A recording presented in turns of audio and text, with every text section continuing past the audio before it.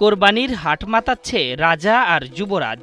২০ মণ ওজনের হৃষ্টপুষ্ট লাল রঙের রাজার দাম চাওয়া হচ্ছে ৭ লাখ টাকা, আর ১৪ মণ ওজনের কালো ষাঁড়টি ৪ লাখে বিক্রি করতে চান খামারি।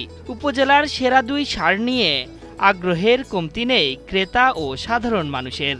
এবং যারা আসলে কোরবানি দিতে ইচ্ছুক তারা এখানে এসে গরু দুটো দেখলে অবশ্যই পছন্দ হবে তাদের। গরুগুলো অনেক ভালো, অনেক বড়, মাশাআল্লাহ সুন্দর দেখতে। ওয়ালটন আবারও মিলিয়নিয়ার অফারে ওয়ালটন ফ্রিজ কিনে আপনিও হয়ে যেতে পারেন মিলিয়নিয়ার। কোরবানির হাটে তোলার আগেই সিরাজগঞ্জে আলোচনার কেন্দ্রবিন্দু হয়ে উঠেছে গরু দুটি। শুধু আকারে নয়, আচরণ আর খাদ্য তালিকাতেও এই ষাঁড় দুটি যেন একেবারেই রাজকীয়। কোনো ক্রেতা ষাঁড়গুলো কিনলে দেশের যে কোনো প্রান্তে ফ্রি ডেলিভারি দিতে চান খামারি। এই গরু দুটি পছন্দ করেন কোরবানি কাস্টমার, তাহলে আমরা তিনি এসে আমাদের খামারে এসে সরাসরি দরদাম করে নেবেন।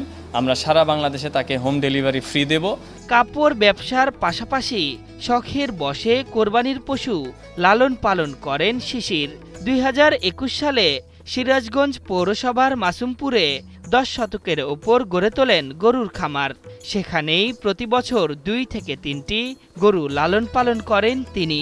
বিভিন্ন ধরনের দিয়ে খ্যাট দিয়ে মাহা দিই, বাস আলাদা খাওয়ার পরে হলো আবার মাইজাটা ধুয়ে মনে করেন যে স্প্রে করে দিয়ে মনে করেন যে ওরা রেস্টে চলে যায়। কোরবানির জন্য লালন করা গরুগুলোর পরিচর্যায় কোনো কমতি রাখা হচ্ছে না।